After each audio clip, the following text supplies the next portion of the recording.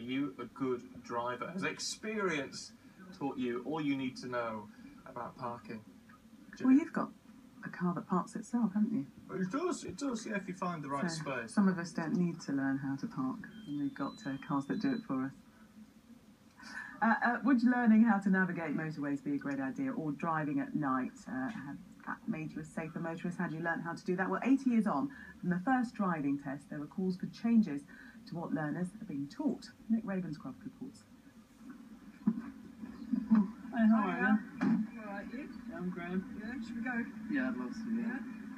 For Jordan, the hours of tuition are coming to an end. And the driving test is now looming over him. We joined him for a lesson as he and instructor Caroline ironed out one or two final issues. I'll put it to first. So if you come off your gas, that's it. Well done.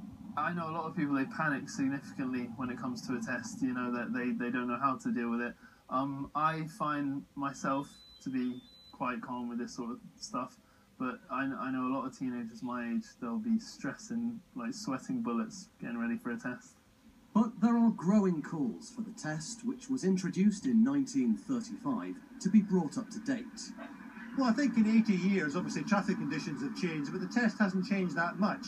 I think it's long overdue for a fundamental overview of how we actually teach young people. It isn't really equipping them for those things that will actually kill them, particularly driving on rural roads, driving at night, that kind of thing. It's a good basic test, but it needs to be improved. Research done by the car finance company Zuto shows that of 1,700 people who have a licence, 76% would like the test to include motorway driving. 71% would like it to test driving at night, and 60% would like it to cover basic maintenance like changing a wheel. For many learner drivers, the idea of taking a test puts them into a bit of a spin, and this survey suggests that on average it takes 1.9 attempts for them to successfully get their licence. Imagine throwing in motorway driving and nighttime driving too. For many, that would be mission impossible. I think motorway driving is definitely needed for learner drivers, because obviously they pass the test and then they can get on the motorway straight away, and they know nothing about it, and then they can drive straight away on the motorway, and they can be quite a hazard. But opponents say changing the test would make it more complicated and more expensive, and so deter people getting behind the wheel. Nick Ravenscroft, Sky News. Let's talk to driving instructor Chris Bensted is here. Good to see you. Hello. What is needed here? I think a lot of the focus is on the driving test, when actually the training's what goes into it, and that gets the results. Yeah. So maybe looking at what being able to do in training is what's important. So what is missing from the lessons and the tests today because of what's changed over the last 80 years?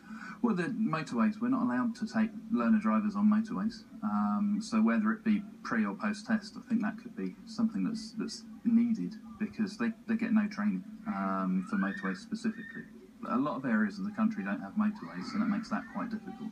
Yeah, I mean, it'd be difficult to incorporate it into a test if it's so far away. A lot of driving instructors do offer motorway learning, though, don't they? Yeah, and any instructor that's got somewhere that they can take people onto motorways, then happily. Driving instructors don't just teach learners; we deliver driver training to anyone that needs it. So you know, there's a lot of people coming back for refresher lessons, but we'd like to see more for the driving test specifically.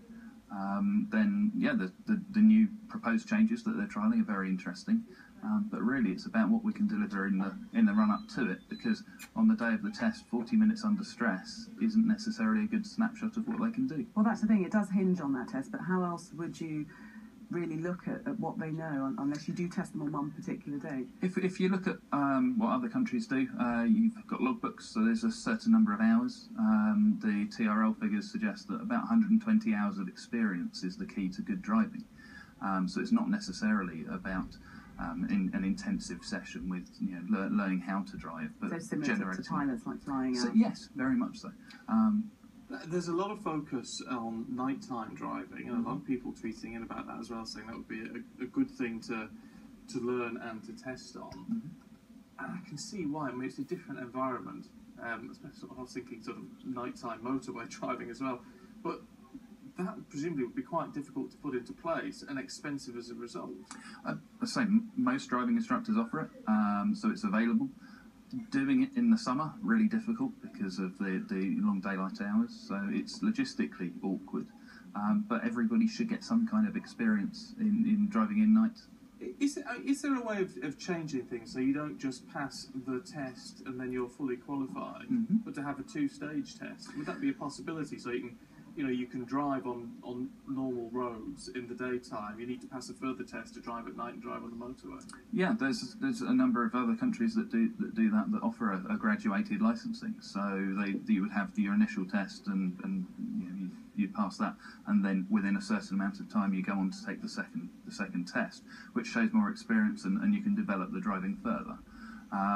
That's definitely another way to do it. And very quickly, what's your view on sat-navs? Should that be part of the learning process? It's definitely part of the learning process. I've always used sat-navs in my training, and I think on the driving test, fine, it takes the pressure off of the following the examiners and following that through. So yeah, lovely. Lots of tweets coming through this morning. Happy says, I would recommend everyone taking advanced driving lessons. Took them for motorbike and for car, well worth the money. A lot of people who say that, but it's finding the cash, isn't it, to do it? And actually, Alan saying a lot of it sounds fair enough. Motorway driving things, but how would you include isolated areas? I mean, as you mentioned, not everywhere is close to a motorway. Can you teach people how to park using driving sensors so that they don't hit big signs with a big parking sign? To do that, I teach them how to park without using driving sensors, and then they don't hit the big signs. But yes, Gillian, so there's hope for you yet, Gillian. I don't know what you're talking about. Did you notice this morning a lot of our parking signs are bent over? I don't know what you're talking about. Chris, good to see you. Thanks Thank very you. much indeed. Keep your thoughts coming through as well on that this morning. That's Guy Stephen, that's Gillian, but lots more still to come here on Sunrise.